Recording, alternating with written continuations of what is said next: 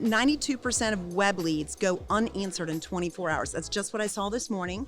So we launched a campaign, and we understand that ops needs to make sure there's some system, process, chatbot, automation, something where those leads that you just paid for are immediately, honestly, within 2 hours responded to.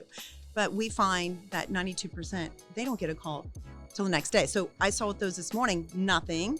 I'll see if they come in tomorrow, but this is where I'll go to that client and say, listen, something's broken ops. You're spending money, people are responding, but no one's capturing the lead. So it's a waste. Even more interesting is 80% receive no response at all. Welcome to Season 8 of Bridge the Gap, a podcast dedicated to informing, educating, and influencing the future of housing and services for seniors. The BTG network is powered by sponsors Align, NICMAP, ProCare HR, Sage, Hamilton Captel, ServiceMaster, The Bridge Group Construction, and Solinity, and produced by Solinity Marketing.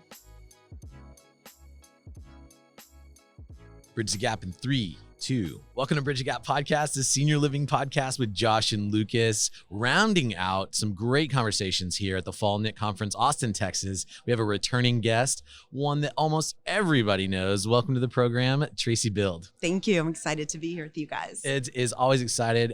You motivate us. Every time we talk to you, we are motivated. I feel like I'm ready to conquer the world and really set some goals and accomplish them. So I'm excited that you're back on our show. And our guest and our audience is just going to love this. So there's a lot going on. We've talked about momentum. We've talked about occupancy. We've talked about this wave of people. We've talked about affordability. We've talked about development. There's a lot of conversations taking place. And even in sales and marketing, there's a lot of conversations to have, because with all of this wave of people, do we need to do sales and marketing anymore? Or is it just going to fill our buildings magically? How are you approaching this with your current customers that you're working with? That is such a great question, because I would say I have never been more excited in my life. Wow. Because in the last 2 years, I've noticed more change than I have in the last 10, right? And it's requiring us to get out of our comfort zones and to really think differently. And my title is technically Chief Visionary Officer, because Jennifer is our CEO. So my job is to really get ahead of what's happening. And because we work with so many different types of operators, REITs, equity, I get this window into a very vast world. And we speak with owners, operators, the employees. We really have a vast view. So I feel like we have a lot of insight that maybe someone that has a specialty in one area, say operations or just marketing or just sales, might not see. So yes, we still need marketing. We don't need sales as much if we want to be mediocre.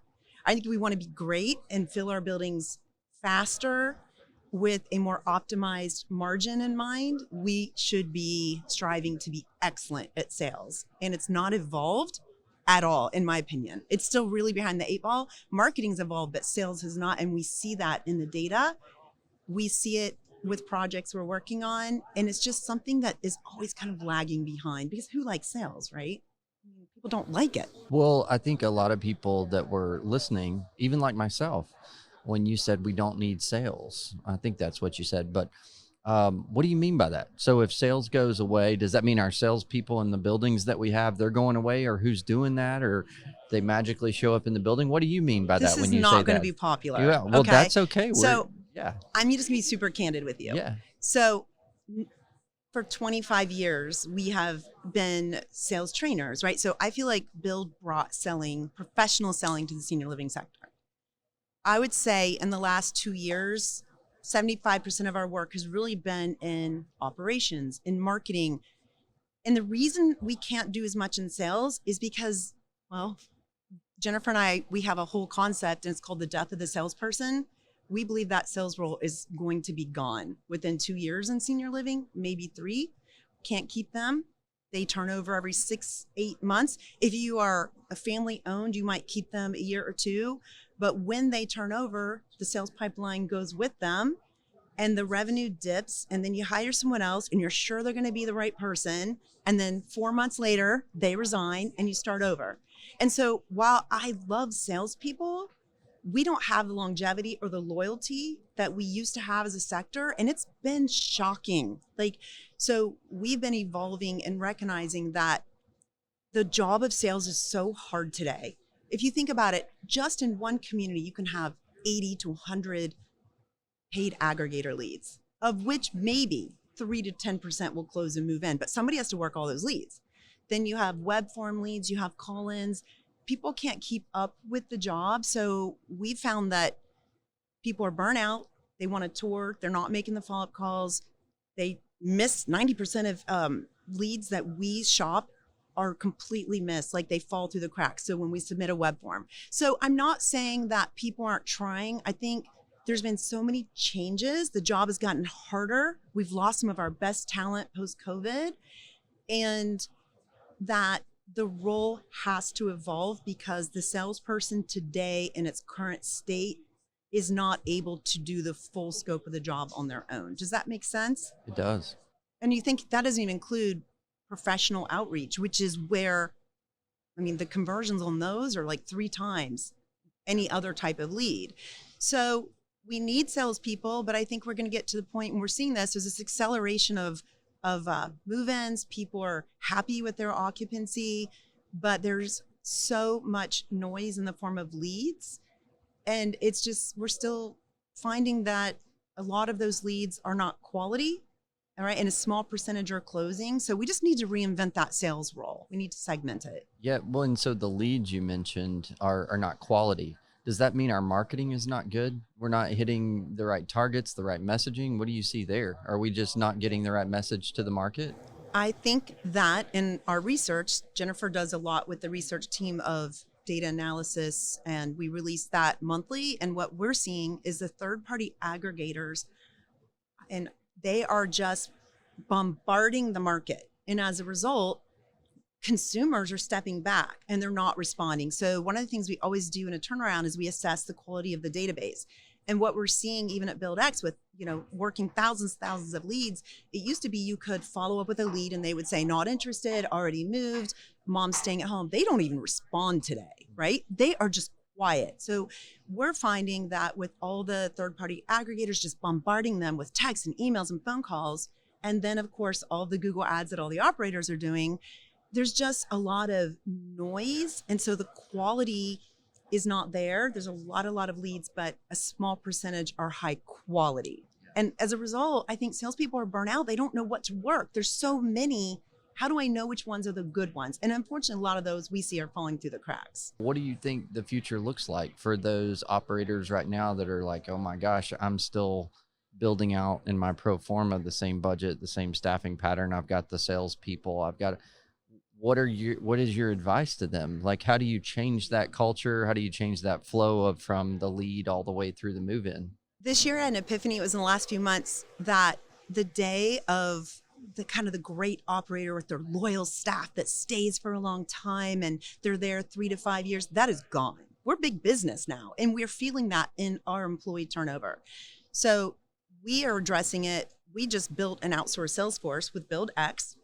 I thought it was crazy when we started that. I didn't want to do that because I'm like, we train salespeople. We're going to cannibalize ourselves. Jennifer had the foresight to realize, no, we have to segment the sales cycle, meaning we need people with deep expertise sourcing those web leads, right? All those third-party aggregators. But the same person doing that does not have the skill set to hunt, meaning doing all that follow-up lead nurturing. It will take us 18 to 19 follow-up calls to get someone to tour who did not respond on that first attempt, right? No salesperson's going to do that. And I think the reason I said people might get upset with me is that we've always trained salespeople. We love salespeople. The job has changed. How we educate and train our salespeople, the tools we provide them has not really changed. We're still expecting them to do this job, and they're burnt out. They don't want to pick up the phone. You guys know it's very hard for people to drill down and create meaningful discussion, relationship building, trust. It's kind of, those are like skills of the past. And we're not seeing that in any of our research on mystery shops or on-site shops, and all the feedback that we're getting through comp analysis. And maybe we don't need that anymore because we have the volume. But I still think we owe it to our customers to have a phenomenal buyer experience. So our answer is segment the sale, build out your own call center, hire someone like Bild X or someone else that's out there, but have people who are experts at those web forms, at really building trust, building the relationship, personalizing that experience. Give them a 5-star fabulous experience. Have someone on site that can tour and personalize based on that information. And then have another team do your follow-up and closing, because that's really a lot of grunt work. It's exhausting. No one wants to do it. But when you do it, you build your pipeline, you get momentum, and you can get beyond 94, 95% and start to push your rates. Well, that's a little cheat sheet that's just going to be a teaser for people to want to reach out to you. I know a lot of our audience is like raising the eyebrow right now and hasn't really thought of maybe some of that. So here, Nick, tons of optimism. We've heard it from everybody, a lot of excitement. Even you said you're excited and optimistic. Lucas and I are. So we feel the energy, but it's really interesting. And I think you touched on this even in the conversation before we started recording was there's a big difference in the conversations that happen here at Nick and what we actually are doing in the field at the community level.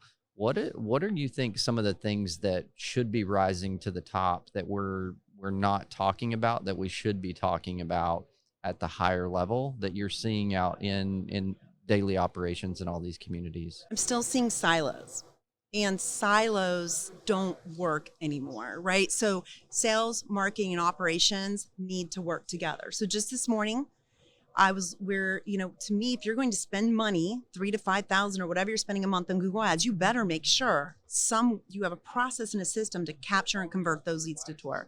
So whenever we launch Google ad campaigns, for example, I automatically order through research shops. Today I got 5 shops back on a new client, and every time we do this, I don't even know what the problem is. They don't make it through to a salesperson. And actually, I got some stats from research today just coming in for this call. And 92% of web leads go unanswered in 24 hours. That's just what I saw this morning. So we launched a campaign, and we understand that ops needs to make sure there's some system, process, chatbot, automation, something where those leads that you just paid for are immediately, honestly, within 2 hours responded to. But we find that 92%, they don't get a call till the next day. So I saw with those this morning, nothing. I'll see if they come in tomorrow, but this is where I'll go to that client and say, listen, something's broken ops. You're spending money, people are responding, but no one's capturing the lead. So it's a waste. Even more interesting is 80% receive no response at all. So you think about what we're spending per year in marketing and the fact that we still have a broken buyer experience and the frustration that the families feel, which I went through myself when I moved my mom. I couldn't get anybody on the phone either. And honestly, nobody's calling. They're submitting forms, they're going online.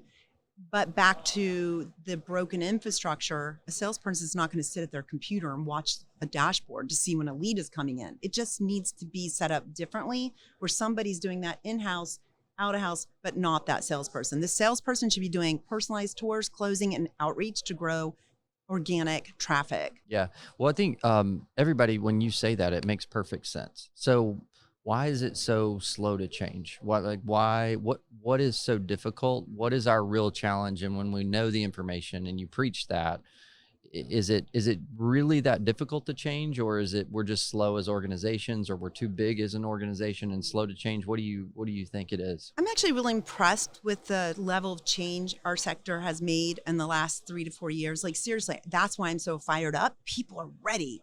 They're changing, but there is a very protective, antiquated mindset around sales. And Jennifer would say they just want a body in the building, because that body can also go serve tea if someone doesn't show up in the dining room, right? They can man the front desk if needed, but this is your revenue machine. This is the engine in your Porsche, or maybe in your Hyundai. I don't know, but we're not treating that role as the revenue drivers it should. And I rack my brain every day, because like at Bild X, we have 300% more activity than a typical salesperson at half the price. Why is that so hard to figure out?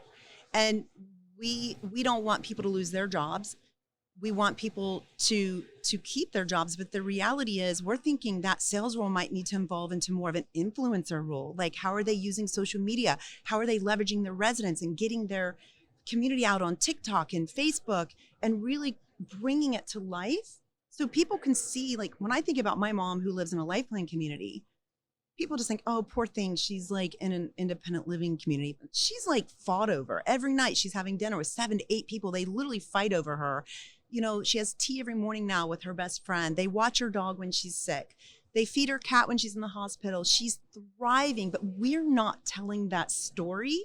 So we right now, and that's kind of my job as a visionary, is we're reinventing what does the sales role of tomorrow look like? It's definitely not that person in the building, 9 to 5, kind of waiting on a tour.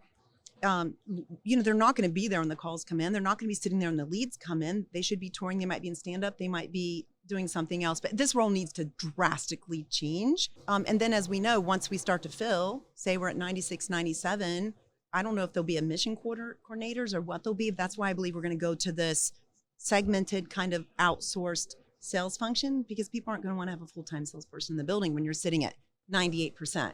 Sure. So it is going to change. Yeah.